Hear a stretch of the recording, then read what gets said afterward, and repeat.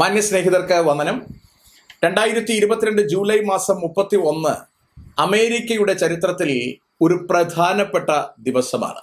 അന്ന് American president Shri Joe Biden American ജനതയെ നോക്കി ഇങ്ങനെ പറഞ്ഞു,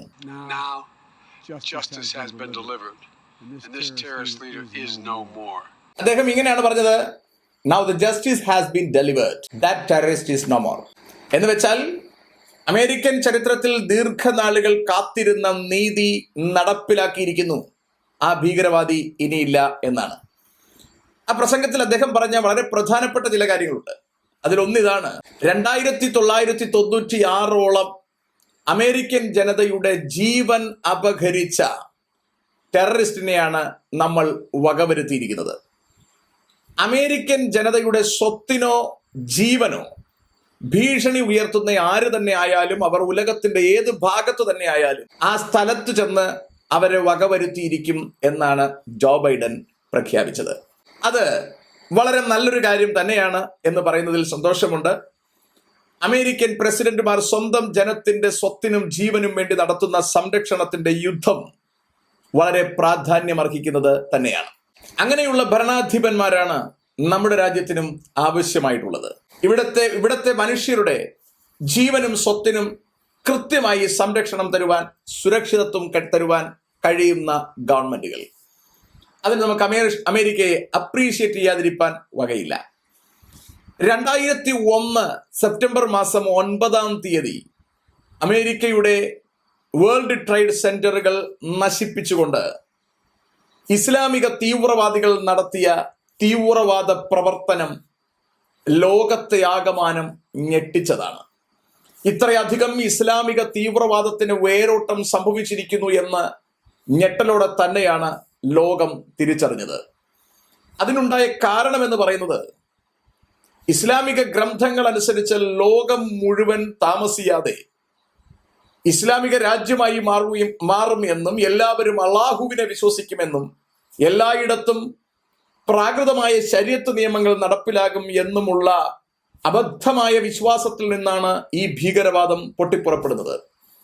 അതിനുതകുന്ന തരത്തിലുള്ള വാക്യങ്ങളും ഇവരുടെ ഗ്രന്ഥങ്ങളിൽ ഉണ്ട് എന്നുള്ളത് ഖേദകരമായ കാര്യമാണ്. അപ്പറയുന്ന പ്രാകൃത ഗ്രന്ഥത്തിന്റെ വാക്യശകലങ്ങളിൽ വിശ്വസിച്ചുകൊണ്ടാണ് ഈ പാവം ജനത ഭീകരവാദികളായി ലോകത്തിൽ അസമാധാനത്തിന്റെ വിത്തുകൾ പാകിക്കൊണ്ടിരിക്കുന്നത്. ഈ ആക്രമണം നടത്തുന്നത് al-Qaeda എന്ന തീവ്രവാദി സംഘടനയാണ് എന്ന് നമുക്ക് ഏവർക്കും അറിയാം. അതിലെ പ്രധാനപ്പെട്ടയാള് എന്ന് പറയുന്നത് ഒസാമ ബിൻ ലാദനാണ്. 1957 മാർച്ച് മാസം 10 സൗദി അറേബ്യയിലായിരുന്നു അദ്ദേഹത്തിന്റെ ജനനം. അദ്ദേഹത്തെ കുറിച്ച് വിക്കിപീഡിയ എൻസൈക്ലോപീഡിയ ഇങ്ങനെയാണ് പറയുന്നത്, Osama bin Laden was a Saudi Arabian born terrorist and founder of the pan-Islamic militant organization al-Qaeda. വളരെ മനോഹരമായിട്ടാണ് അദ്ദേഹത്തെ പരിചയപ്പെടുത്തിയിരിക്കുന്നത്. He was a born terrorist. അദ്ദേഹത്തെ അങ്ങനെ തന്നെ പരിചയപ്പെടുത്തുവാനാണ് ഗ്രന്ഥകർത്താക്കന്മാർക്ക് തോന്നിയിരിക്കുന്നത്. അയാള് ഒരു ഭീകരവാദിയാണ്. ആ ഭീകരവാദത്തിലേക്ക് അദ്ദേഹത്തെ ഒക്കെ കൊണ്ടെത്തിക്കുന്നത്, ഈ മതം സ്ഥാപിക്കുവാൻ വേണ്ടി നമ്മൾ ആവോളം യുദ്ധം ചെയ്യണമെന്നും, അവസാന ശ്വാസം വരെ യുദ്ധം ചെയ്യണമെന്നും, നമുക്കുള്ള സ്വത്ത് മുഴുവൻ ചിലവഴിച്ച് യുദ്ധം ചെയ്യണമെന്നും ഒക്കെയുള്ള ഈ ഗ്രന്ഥത്തിലെ ആഹ്വാനങ്ങളാണ്. അവകളുടെ നാശം തിരിച്ചറിയുവാൻ കഴിയാതെ പോയ പാവം ഈ മനുഷ്യർ അതിൽ പറഞ്ഞിരിക്കുന്ന സ്വപ്ന രാജ്യം കെട്ടിപ്പടുക്കുവാനുള്ള ആവേശത്തിൽ ഇറങ്ങിച്ചാടിയതാണ്. ആ മനുഷ്യൻ ഖുർആൻ എന്ന ഗ്രന്ഥം പഠിച്ച് ആവേശം മൂത്ത് ഭീകരവാദിയായി മാറിയതാണ്. അപ്പോൾ അവർക്കറിയാം, അവരുടെ രാജ്യം നടപ്പിലാക്കണമെങ്കിൽ ലോകത്തിലെ വൻകിട ശക്തിയായ അമേരിക്കയെ പരാജയപ്പെടുത്തേണ്ടിയിരിക്കുന്നു. അതിനുവേണ്ടിയാണ് അമേരിക്കയെ തകർക്കുവാൻ അവർ മുൻപിൽ ഇറങ്ങിയിരിക്കുന്നത്. അങ്ങനെ അമേരിക്കയെ തകർക്കുവാൻ വേണ്ടി മുൻപിൽ ഇറങ്ങിയിരിക്കുന്ന ബിൻ ലാദനെ സഹായിക്കുവാൻ ബിൻ ലാദന്റെ കൂടെ കൂടിയ ആളുകളിൽ ഒരാളായിരുന്നു സവാഹിരിയെ കുറിച്ച് വിക്കിപീഡിയ പറയുന്നത് ഇങ്ങനെയാണ്, Ayman Mohammed Rabie was an Egyptian born physician, theologian and terrorist. കേട്ടോ, അദ്ദേഹത്തെ കുറിച്ച് പറയുന്നത് he was a born physician. അദ്ദേഹത്തിന്റെ പ്രൊഫഷൻ, അദ്ദേഹം ഫിസീഷ്യനാണ്. അയാളൊരു ഡോക്ടറാണ്. അദ്ദേഹത്തെക്കുറിച്ചൊന്ന് നിങ്ങൾ ചിന്തിച്ചു നോക്കൂ. ഏത് നിലയിൽ ജീവിച്ച് മനുഷ്യർക്ക് എത്ര ആശ്വാസകരമായി ജീവിച്ച് മരിക്കേണ്ടുന്ന ഒരു പുണ്യപുരുഷനാകേണ്ടിരുന്ന ആളാണ് അയാൾ. അയാളൊരു കഴിവുള്ള ഡോക്ടറാണ്. ഒസാമ ബിൻ ലാദന്റെ പേഴ്സണൽ ഡോക്ടറായിരുന്നു എന്നാണ് പറയുന്നത്. അപ്പോൾ ശരിക്കും കഴിവുള്ള ഒരു ഡോക്ടർ. അദ്ദേഹത്തെക്കുറിച്ച് അറിയപ്പെടുന്നത് തിയോളജിയൻ എന്ന് പറഞ്ഞാൽ ഈ ഖുറാനും ഹദീസുകളും പഠിച്ച് അയാൾ തിയോളജിയനായി എന്നുള്ളതാണ് അദ്ദേഹത്തിന്റെ അടുത്ത അപകടം. അത് പഠിച്ചതോടുകൂടി അദ്ദേഹം സ്വപ്നം കാണുവാൻ തുടങ്ങി.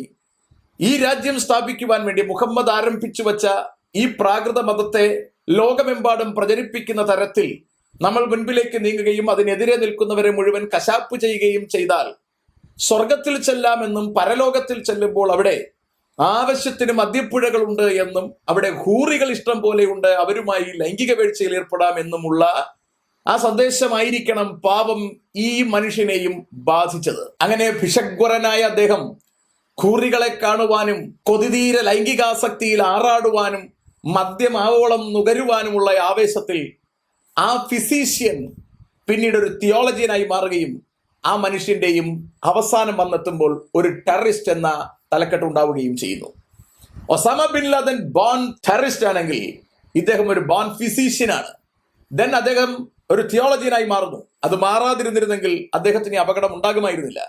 ആ തിയോളജിയൻ എന്ന പൊസിഷൻ അദ്ദേഹത്തെ ലീഡ്സ് ടു ടെററിസം, അദ്ദേഹത്തെ ഭീകരവാദത്തിലേക്ക് കൊണ്ടെത്തിക്കുന്നു. എത്ര ഖേദകരമായ കാര്യമാണെന്ന് നോക്കൂ. ആ മനുഷ്യൻ ഇന്ന് ഒരു ഡ്രോൺ സ്ട്രൈക്കിൽ കൊല്ലപ്പെട്ടിരിക്കുകയാണ്. ഉയർന്ന രാജ്യങ്ങളുടെ ഉന്നത അധികാര സ്ഥാനങ്ങളിൽ ഇരുന്ന് ഉന്നതന്മാരായ ആൾക്കാരെ ചികിത്സിക്കാമായിരുന്ന ഉന്നതമായ കഴിവുകൾ ഉണ്ടായിരുന്ന ഒരു ഫിസീഷ്യൻ നീചനെ പോലെ കൊല്ലപ്പെടുകയാണ്. ഒറ്റ ഫിലോസഫി അദ്ദേഹത്തെ ഇങ്ങനാക്കി മാറ്റിയിരിക്കുന്നു. വാസ്തവത്തിൽ ഒരു 21 കൊല്ലം കടന്നുപോയിരിക്കുന്നു. ആ 2001 തന്നെ ഒസാമ ബിൻ ലാദനെയും സവാഹിരിയെയും കൊന്നിരുന്നു എങ്കിൽ ഇവരൊക്കെ നേരത്തെ തന്നെ ഹൂറിമാരുടെ അടുക്കൽ എത്തുമായിരുന്നു. ഇപ്പോൾ ഒസാമ ബിൻ ലാദൻ അവിടെ ചെന്ന് ഹൂറിമാടുമായി ആറാടാൻ തുടങ്ങിയിട്ട് വർഷം 11 കഴിഞ്ഞിരിക്കുന്നു. എന്തുകൊണ്ടോ അമേരിക്ക ഇച്ചിരി താമസിച്ചത് കൊണ്ടാകാം പാവം സവാഹിരിക്ക് ഇച്ചിരി താമസിച്ച് മാത്രമേ ആ ലൈംഗിക ആറാട്ടിൽ ചെന്നെത്തുവാൻ കഴിയുന്നുള്ളൂ.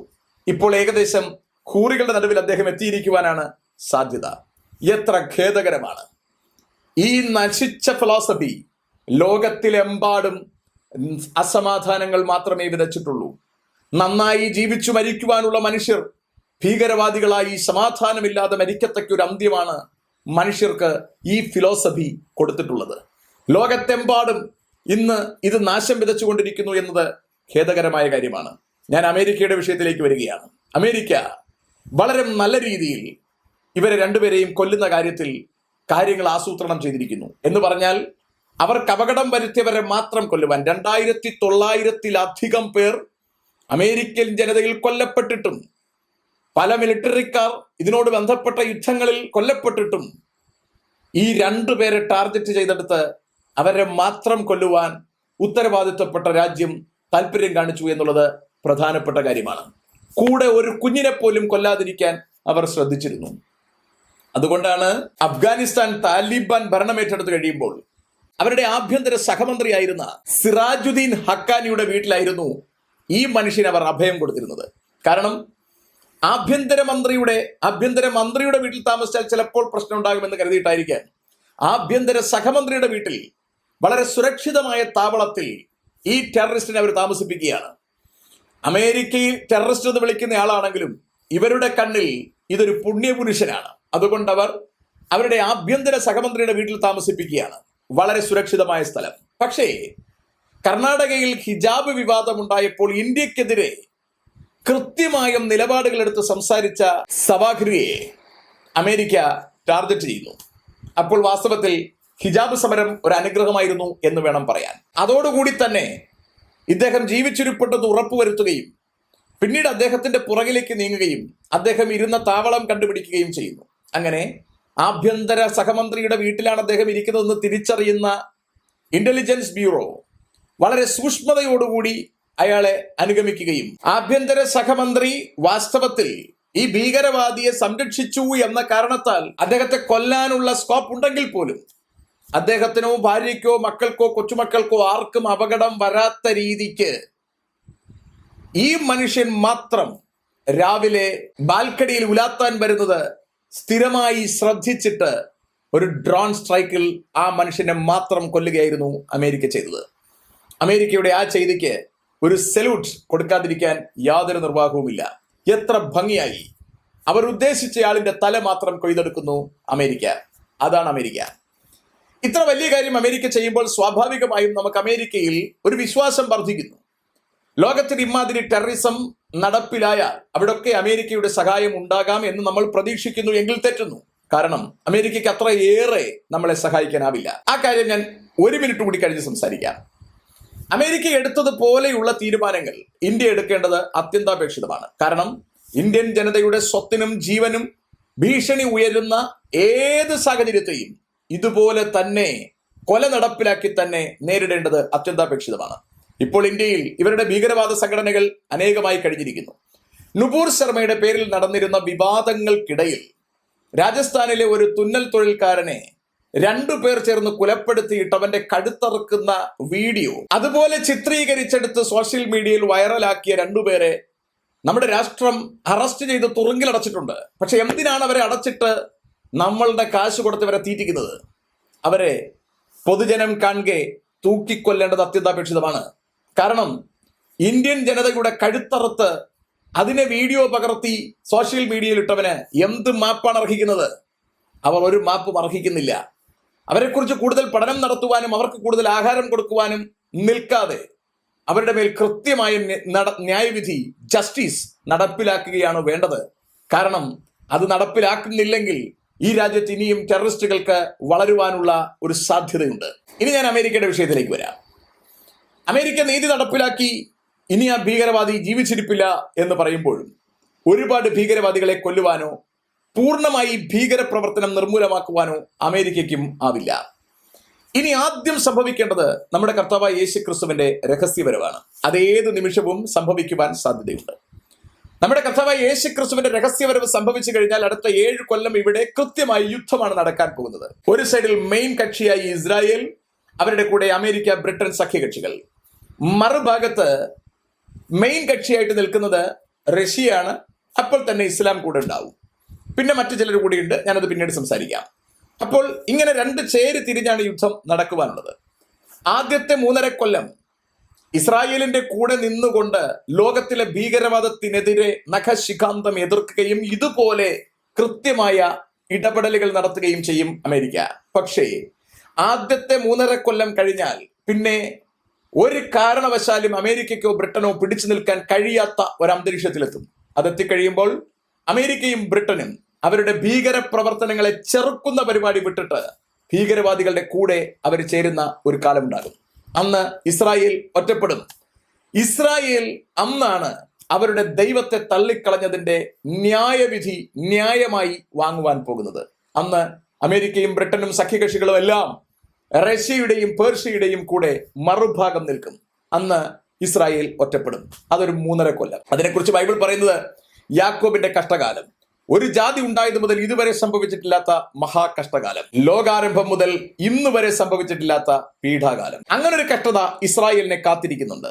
ആ കഷ്ടത 3.5 കൊല്ലം മാത്രമേ നിൽക്കൂ. അതാണ് ഇസ്ലാമ്യർ കാത്തിരിക്കുന്ന ഇസ്രായേലിന്റെ നാശം എന്ന് പറയുന്ന കാലം. ഒരുപാട് ഇസ്രായേലിനെ നശിപ്പിക്കാൻ ഇവർക്കാവില്ല. വളരെ കുറച്ചു മാത്രമല്ല ഇവർക്ക് പീഡിപ്പിക്കാൻ കഴിയുന്നത്, ഭീകരമായി പീഡിപ്പിക്കാൻ കഴിയും. ഇവർ പറയുന്നത് പോലെ ഹർക്കത്ത് വൃക്ഷത്തിന്റെ ചുവട്ടിൽ അവർ ഒളിച്ചിരിക്കുമെന്നൊക്കെ പറയും. I don't know. ഇസ്രായേലിനെ കൃത്യമായി ഇവർക്ക് പീഡിപ്പിക്കാനുള്ള അവസരങ്ങൾ ലഭ്യമാകുന്നത് ആ 3.5 കൊല്ലമാണ്. പക്ഷേ ആ 3.5 കൊല്ലം കഴിയുമ്പോൾ യഥാർത്ഥത്തിലെ രക്ഷകനായ കർത്താവ് ഇസ്രായേലിന് വേണ്ടി ഒലിവുമലയിൽ ഇറങ്ങി വരും. അതിനുശേഷമാണ് ഈ ഭൂമിയിൽ ഇത്രയേറെ വിപത്തുകൾ സൃഷ്ടിച്ചുകൊണ്ടിരിക്കുന്ന മഹാസർപ്പത്തെ 1000 കൊല്ലത്തേക്ക് കെട്ടിയിടുന്നത്. അതോടുകൂടി മാത്രമേ ഈ ഭീകര പ്രവർത്തനങ്ങൾക്ക് 1000 കൊല്ലത്തേക്ക് ഒരു ശമനം ഇവിടെ ഉണ്ടാവുകയുള്ളൂ. അതുകൊണ്ട് ഇപ്പോൾ നടക്കുന്ന ഭീകര പ്രവർത്തനങ്ങൾക്കെതിരെയുള്ള യുദ്ധങ്ങൾ ഒരു താൽക്കാലിക യുദ്ധങ്ങൾ മാത്രമാണ്. ഇവകൾ ദീർഘനാൾ നിൽക്കില്ല. ഈ യുദ്ധങ്ങളുടെ എല്ലാ അടിസ്ഥാന ഉദ്ദേശം മറ്റൊരു ഭീകരവാദത്തിന്റെ വളർച്ച തന്നെയാണ്. അതുകൊണ്ട് ലോകത്തിൽ ഭീകരവാദം അവസാനിക്കുന്ന ഒരു കാലം ഉണ്ടാകണമെങ്കിൽ നമ്മുടെ കർത്താവായ യേശു ക്രിസ്തുവിന്റെ മടങ്ങിവരവുണ്ടായേ തീരുകയുള്ളൂ. അതുകൊണ്ട് നമ്മുടെ കർത്താവായ യേശുക്രിസ്തുവിന്റെ വരവിനായി നമുക്ക് കാത്തിരിക്കാം. ഈ ഭീകരവാദങ്ങൾ ഇങ്ങനെ തന്നെ മുൻപിലേക്ക് പോകും. ഏതായാലും ഒസാമ ബിൻ ലാദനെ ഖൂറികളിടയിൽ പറഞ്ഞയച്ച് 11 കൊല്ലം കഴിഞ്ഞിട്ടാണെങ്കിലും സവാഹിരിയെയും ഖൂറികളിടക്കിൽ പറഞ്ഞയക്കുവാൻ അമേരിക്കയ്ക്ക് കഴിഞ്ഞതിൽ ഭയങ്കര സന്തോഷമുണ്ട്. ഏതായാലും ഖൂറികളെ കാത്തിരിക്കുന്ന, മദ്യപ്പുഴ കാത്തിരിക്കുന്ന സ്നേഹിതരോട് എനിക്ക് പറയുവാനുള്ളത്, ഒന്നുകൂടി നിങ്ങൾ നിർത്തി ചിന്തിച്ചു നോക്കൂ. അവിടെ ചെന്ന് നിങ്ങൾക്ക് ഖൂറികളെ കിട്ടുന്നതാണോ നല്ലത്, ഇവിടെ സുഖമായി ജീവിക്കുന്നതാണോ നല്ലത്? ഇവിടെ നന്നായി ജീവിച്ച് നിത്യജീവൻ പ്രാപിച്ച് സ്വർഗത്തിൽ ചെന്ന് സന്തോഷിക്കുന്നതല്ലേ നല്ലത്? നീണ്ടു നിൽക്കുന്ന ലൈംഗിക ബന്ധമാണോ നിങ്ങൾ സ്വർഗത്തിൽ പ്രതീക്ഷിക്കുന്നത്? ഈ മദ്യപ്പുഴയാണോ നിങ്ങൾ സ്വർഗത്തിൽ പ്രതീക്ഷിക്കുന്നത്? ഇതൊക്കെ പിശാച് മാനവകുലത്തെ തെറ്റിക്കുവാൻ വേണ്ടി വെച്ച് നീട്ടുന്ന പൊളിവചനങ്ങളാണ് എന്ന വസ്തുത ദയവായി നിങ്ങൾ തിരിച്ചറിയണം. നിങ്ങൾ സത്യം തിരിച്ചറിയൂ, മാനസാന്തരപ്പെടൂ. മറ്റൊരുത്തരിലും രക്ഷയില്ല. നാം രക്ഷിക്കപ്പെടുവാൻ ആകാശത്തിന് കീഴിൽ മനുഷ്യരുടെ ഇടയിൽ നൽകപ്പെട്ട വേറൊരു നാമമില്ല. ആ നാമത്തിലൂടെ രക്ഷപ്പെട്ട നിത്യതയ്ക്കൊരുങ്ങൂ. ഈ ഭീകരവാദികളെ പോലെ നിങ്ങളും നശിക്കാതിരിക്കൂ. ദൈവം നിങ്ങളെ സ്നേഹിക്കുന്നു. May God bless all.